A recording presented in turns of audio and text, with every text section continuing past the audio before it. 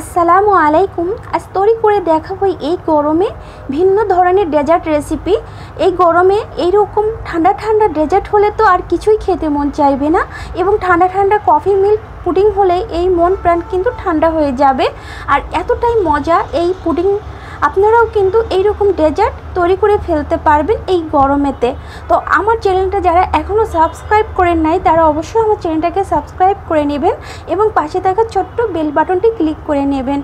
আর এই ডেজার্টটি তৈরি করা কিন্তু একদমই সহজ, এবং এই ডেজার্ট আপনাদের সাথে শেয়ার করব কিভাবে এই ডেজার্টটি তৈরি করতে হয়।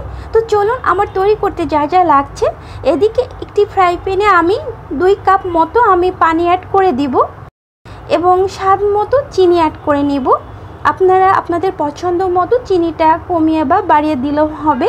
আর এদিকে আমি 1 চা চামচ মতো কফি পাউডার দিলাম, আর 1 চা চামচ মতো আমি অ্যাড করেছি কোকো পাউডার, এবং আগার আগার পাউডার আমি অ্যাড করে দিয়েছি 2 চা চামচ। চুলাটা অন না করে আমি এই উপকরণগুলো সব মিশিয়ে নেব। ভালোভাবে মেশাতে হবে যাতে কোনো প্রকার লাম্পস না থাকে।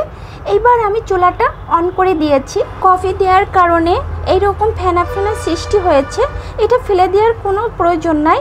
তো এইরকম যখন এরকম বলক উঠে আসবে আমি নেড়ে চেড়ে নেব যাতে পাতিলের তলা থেকে না পুড়ে যায় বা লেগে না যায়, সেদিকে খেয়াল রাখতে হবে।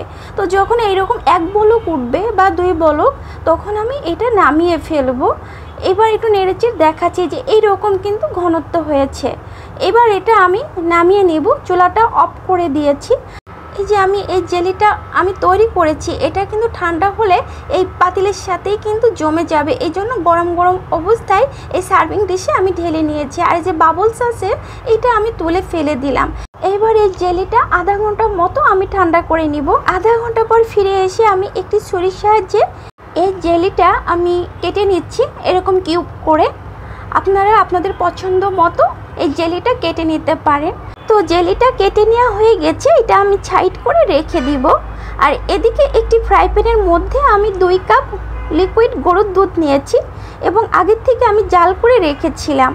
আর এখানে অ্যাড করে দেব স্বাদ মতো চিনি, এবং অ্যাড করে দিয়েছি কফি পাউডার 1/2 চা চামচ, এবং কোকো পাউডার অ্যাড করে দেব 1/2 চা চামচ, এবং আগার আগার পাউডার 3 চা চামচ নিয়েছি। এইবার আমি চুলাটা অন না করে আমি ভালো করে সব উপকরণগুলো মিশিয়ে নেব যাতে করে কোনো প্রকার লাম্পস না থাকে, এর জন্য। এইবার আমি চুলাটা অন করে দিয়েছি। এই যে এরকম এবার আমি নেড়ে চেড়ে নিব বলক ওঠা পর্যন্ত। যখন এরকম 1 থেকে 2 বলক উঠবে এটা আমি নামিয়ে ফেলবো চুলার উপর থেকে। আর এর চেয়ে বেশি কিন্তু জাল করার কোনো প্রয়োজন নাই। এই যে এরকম হয়েছে ঘনত্ব। তো এদিকে একটি আমি মোল্ড নিয়েছি, মোল্ডের মধ্যে আগে কিউব করে কেটে রাখা জেলিগুলো আমি অর্ধেক ঢেলে দিলাম আর অর্ধেক আমি রেখে দিলাম। এবার আমি গরম গরম অবস্থায় এই জেলির মধ্যে এই দুধের ব্যাটারটা আমি ঢেলে নিব, আর অর্ধেক যে জেলিটা কিউব করে কেটে রেখেছিলাম সেটা এখন দিয়ে দিলাম। দিয়ে এটা আমি রেখে দিব 3 ঘন্টা মতো। তারপর 3 ঘন্টা পর আমি ফিরে এসে এবার আমি মোল্ড আউট করে নিচ্ছি। আর আমি দেখাচ্ছি যে দেখেন কত সুন্দরভাবে আমার এই ডেজার্টটি সেট হয়েছে, মাশাআল্লাহ। আর কতটা লোভনীয়। আর এই ডেজার্ট কিন্তু ঠান্ডা ঠান্ডা খেতে কিন্তু দারুণ লাগে।